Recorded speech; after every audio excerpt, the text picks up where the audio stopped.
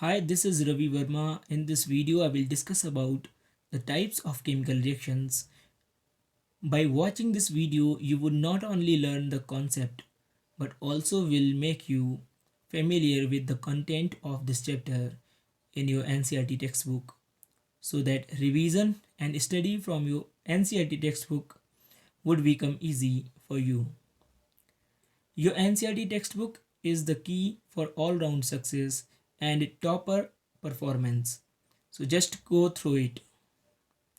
Let's start with the topic, the types of chemical reactions. We know that in a chemical reaction, one or more substances called reactants start changing into new types of substances called products. For example, when a magnesium ribbon burns in oxygen, it converts into magnesium oxide. In this reaction of burning of magnesium ribbon, we know that at the start of the reaction, there are two substances. One is magnesium and other is oxygen. During the reaction, when the reaction takes place and when the reaction is proceeding further, magnesium combines with oxygen and gets converted into magnesium oxide without any change in mass. According to the law of conservation of mass, during this chemical reaction, atoms of magnesium and oxygen did not disappear or get destroyed, but they simply they are simply rearranged to make the compound magnesium oxide. Thus, atoms were neither created nor destroyed in the chemical reaction.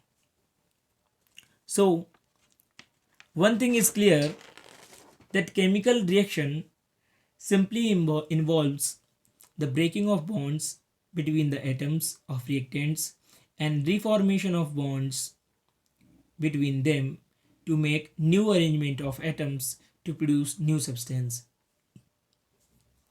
This can be illustrated very easily like this. Suppose initially there were two magnesium atoms and there were oxygen molecules. Suppose this is one oxygen molecule. We know that in a oxygen molecule there are two oxygen atoms combined together by two chemical bonds. So when the chemical reaction takes place, the chemical bond between the oxygen atoms breaks down, but new chemical bonds between magnesium and oxygen atoms are formed. This is how two magnesium oxide molecules are formed. So this is how you understand that a chemical reaction is simply the breaking down of bonds and formation of new bonds between the atoms to make new arrangements or new clusters of atoms to make new substances. So once we have discussed in a very simple manner how a chemical change or a chemical reaction takes place, we will now discuss the different types of chemical reactions. We have to discuss in this chapter 5 different types of chemical reactions. One is chemical combination reaction, then decomposition reaction, displacement reactions, double displacement reactions, and finally oxidation and reduction reactions. So let us start with the first type of chemical reactions, that is combination reaction.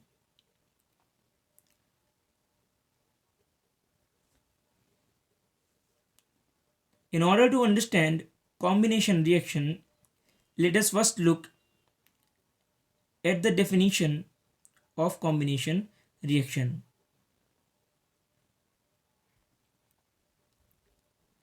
It is written here, such a reaction in which a single product is formed from two or more reactants is known as a combination reaction. In order to understand it more clearly, we will have to perform an activity. Let's understand this activity. Activity number 1.4. What we will do? We will take a beaker and take some calcium oxide in it and pour some water into the beaker. When we will pour water into the beaker, you will see that the beaker has become hot because the mixture has become very hot. What is actually happening? A chemical reaction, a combination reaction is taking place. In this combination reaction, calcium oxide, that is also called quicklime, combines with water to make calcium hydroxide, CaOH whole twice. So this chemical reaction is taking place.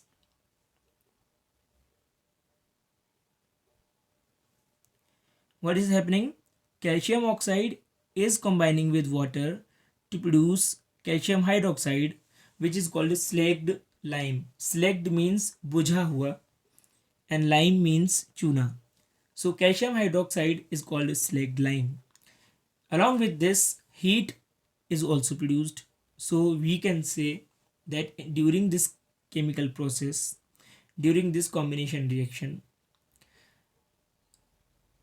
energy is being released with the formation of product. Such chemical reactions are called exothermic chemical reactions, in which heat energy is released with the formation of products. Now we will have look at some other examples of combination reactions.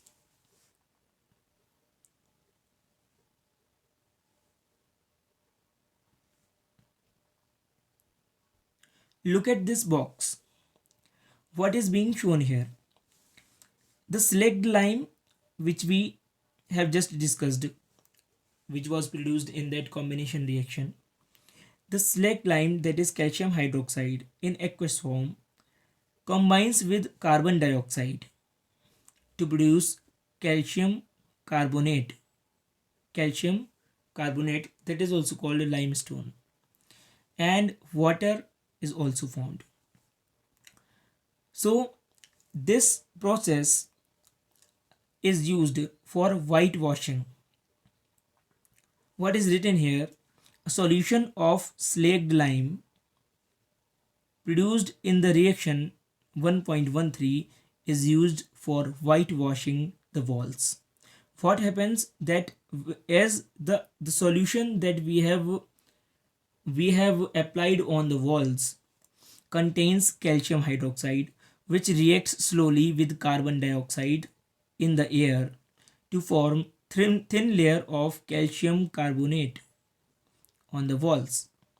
Calcium carbonate is formed after 2 or 3 days of whitewashing and gives a shiny finish to the walls.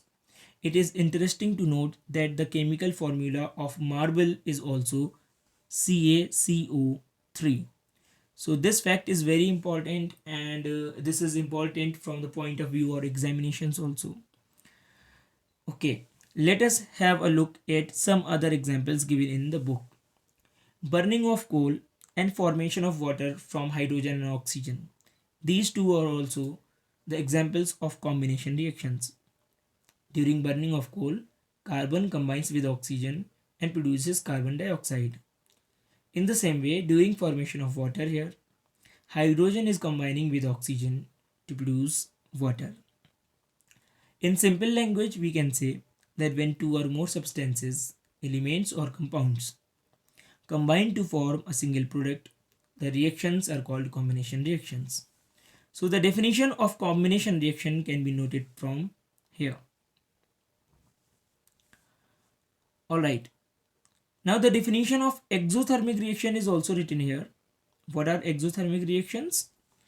In which energy is released during the formation of product.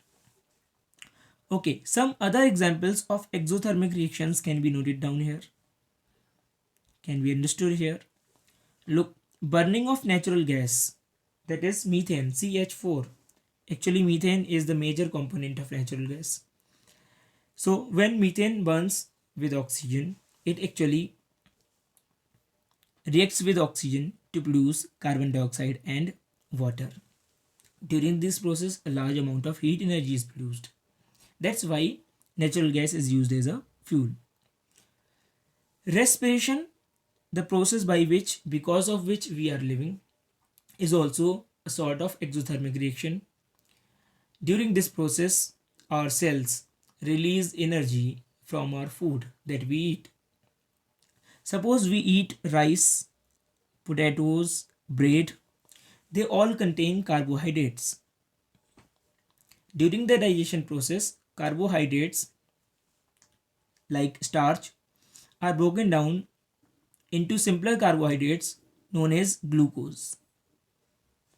The glucose combines with oxygen in the cells of our body, and an exothermic reaction takes place in which energy is released. The released energy is stored in the form of adenosine triphosphate molecules, that is ATP, in our mitochondria, the mitochondria of the cells. This whole process of respiration we will learn in our biology classes.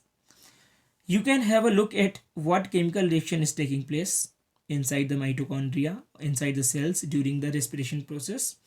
Glucose molecule in aqueous state or aqueous solution inside our cells react with oxygen to produce carbon dioxide and water, and the energy is also produced which we use for our day-to-day activities. Dear students, one thing is very important to note here, that inside our cell all these chemicals, all these substances are in the form of aqueous solutions. Here you can see. Why? Because our cell contain water, and almost every, not almost, but every and all chemical reactions inside our cells take place in an aqueous solution. So that's why water is very important for our body, because all the metabolic processes are supported by water as a solvent. In the same way, decomposition of vegetable matter to form compost is also an example of exothermic reaction. So dear students, in this segment we have learnt about what is combination reaction and what is exothermic reaction. I hope you got that exothermic reactions are those reactions in which heat energy is released during the formation of products. Now let us proceed towards another type of chemical reactions, that is decomposition reaction. In order to understand what are decomposition reaction,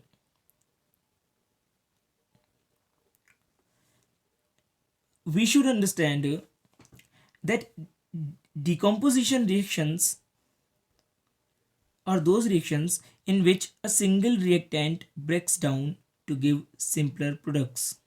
A single reactant breaks down to give simpler products means there will be one reactant which will be broken down into 2 or 3 different products. So this is simply a breakdown type of chemical reaction. That's why it is called decomposition reaction. Okay, now let's understand this by the help of an example in an activity. Number 1.5. In this activity, what we will do, we will take a boiling tube. And in that boiling tube, we will collect around 2 gram of ferrous sulfate crystals, and we will start heating the ferrous sulfate crystals. We will see that the color of ferrous sulfate crystals is changing. What is actually happening? Let me describe it to you. The ferrous sulfate crystals have light green color, and when you heat, they first convert into white colored substance. What happens? The ferrous sulfate that is crystalline or in the form of crystals, its chemical formula is FeSO4.7H2O. That means these 7H2O represent the water of crystallization. Means each FeSO4 molecule combines with 7 H2O molecules in order to make crystals. So this is called water of crystallization. So when we heat ferrous sulfate crystals, which were green in color, they lose water during heating process. When they lose water, they gradually turns into white ferrous sulfate, which is called anhydrous ferrous sulfate. But we do not stop here. We continue heating. So once white anhydrous ferrous sulfate has been formed, this is written here. This is anhydrous ferrous sulfate. So when we continue heating the anhydrous ferrous sulfate, it breaks down into three different small or simple products. One is ferrous oxide Fe2O3, and there are two gases. One is sulfur dioxide SO2 and the other is SO3, sulfur dioxide and sulfur trioxide. So once again we should look at the reaction. The reaction is ferrous sulfate on heating breaks down into ferric oxide Fe2O3 and sulfur dioxide plus sulfur trioxide. Dear students, ferric oxide is black brown in color. So finally the substance present in the test tube will be black brown. So what will happen, that initially the color of crystals will be green. This is crystalline ferrous sulfate. When we will heat it, they will become white. This is anhydrous ferrous sulfate. And finally the ferrous sulfate will break down into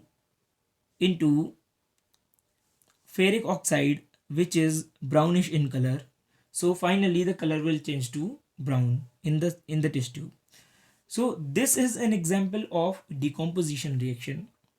But my dear, here we have seen that heat energy has been given. Heat energy has been given for the reaction to take place. Here you see that heat energy has been given for the reaction to take place. Such reactions which absorb heat energy in order to proceed further or in order to produce products are known as endothermic reactions. So this example of decomposition of ferrous sulfate is an example of thermal decomposition reaction. This is said to be thermal decomposition. Thermal decomposition reaction, because heat energy or thermal energy has been given to the reaction. Another example of thermal decomposition reaction is written here. When limestone, that is calcium carbonate, is heated, it gets converted into quicklime, that is calcium oxide, along with carbon dioxide. So limestone is breaking down into quicklime and carbon dioxide. This is a sort of thermal decomposition reaction. Quicklime is used for the manufacture of cement. Okay, now let's have a look at another example and let's understand another activity. Activity number 1.6. We will take a boiling tube, add lead nitrate into it. When we will add solid lead nitrate into it, and when we will heat the test tube, we will see that brown colored fumes are coming out of it. Again, a thermal decomposition reaction is taking place in which lead nitrate is getting decomposed. What is the final reaction? In this reaction, lead nitrate on heating is breaking down into lead oxide, nitrogen dioxide and oxygen. The brown colored fumes are because of nitrogen dioxide. The color of nitrogen dioxide gas is brown, that's why brown fumes are coming out of it. Okay, so there were three examples of thermal decomposition reaction. First was the thermal decomposition of ferrous sulfate. Second was that of calcium carbonate. And the third was thermal decomposition of lead nitrate. Now activity number 1.7.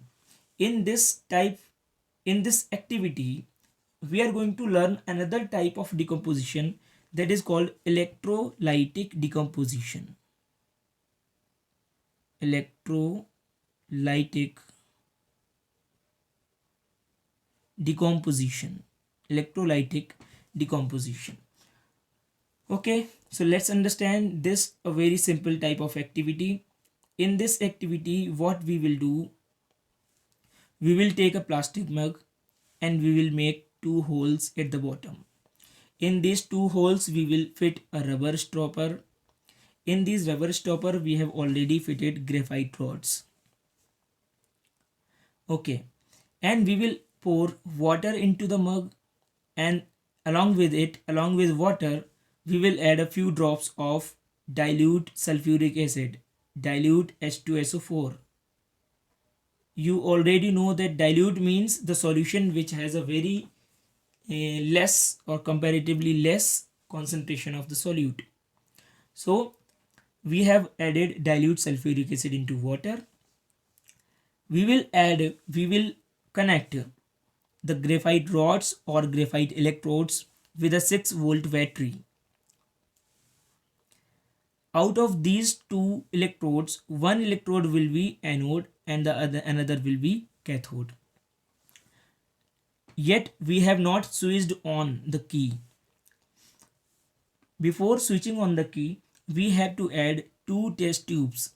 We will take water in these two test tubes and invert them on the graphite rods in such a manner that water remains inside the tube. Okay, now we will switch on the key. When we will switch on the key, the electric current will flow through the solution, and when the electric current will flow through, we will immediately see that around the graphite rods, gas bubbles have started to evolve. These gases will collect at the top of the test tubes, and we will see that in one test tube, the cathode, in one test tube, gas is in larger amount, and in another test tube gas is in less amount. On the right hand side test tube there is more gas, on the left hand side test tube there is less gas.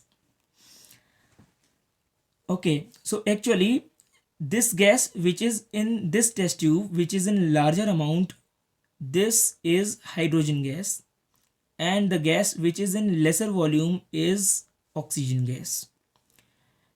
Remember that hydrogen is evolved at cathode, which is a negative electrode, and oxygen is evolved at anode, which is a positive electrode. So finally we have collected these gases, but how we will test that which gas is hydrogen and which gas is oxygen? Simply we will pull out these test tubes in such a manner that we will stop their mouths with our finger so that the gas does not escape out. Now we will carefully bring a candle or a burning matchstick to the mouth of the test tube. We will see that in one test tube the gas starts burning with a pop sound. This gas is hydrogen gas. But in the another test tube, the second test tube, the gas does not burn, but it supports burning of the candle. This is oxygen gas. So dear students, where is this oxygen and hydrogen coming from?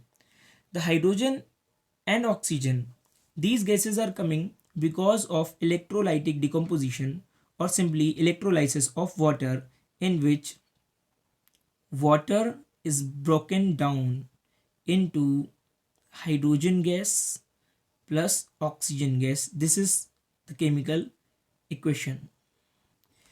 H2O breaks down into hydrogen and oxygen. Here we see that in order to perform the decomposition of water, we are supplying electric energy. This is why we call it electrolytic decomposition, or simply electrolysis. Now we have learnt that some substances can be decomposed by giving either heat energy or electric energy. But yet there is one more form of energy that can be used to decompose the chemicals. This is sunlight or light energy. So when a substance decomposes by providing sunlight or simply light energy, it is called photolysis. Photolysis, or also it is called photolytic decomposition. Photolytic decomposition. Okay, let's have an example. We will take a china dish. In this activity number 1.8, we will take china dish and we will take some silver chloride which is white in color. So silver chloride is white in color. When we will put silver chloride in sunlight, it will break down into silver and chlorine. And because of this, white color of silver chloride will turn gray. So this is an example of photolytic decomposition. Another compound of silver, that is silver bromide. Silver bromide also behaves in the same manner. When it is kept in sunlight, it breaks down into silver and bromine. This chemical reaction has been extensively used in black and white photography. One thing to note here is very important, that in decomposition reaction, we need to supply energy to the reaction, which can be given in the form of either heat, electricity, or light. Such chemical reactions are called endothermic reactions, in which we need to supply energy to the reactants in order for the reaction to take place. So the reactions in which energy is absorbed when they are taking place are called endothermic reactions. Thank you for watching this video. Dear students, there are a few questions based on this discussion. You should solve these questions. You should practice these questions. In the next video, we are going to discuss about displacement reactions, double displacement reactions, and oxidation and reduction reactions. Keep studying. Thank you.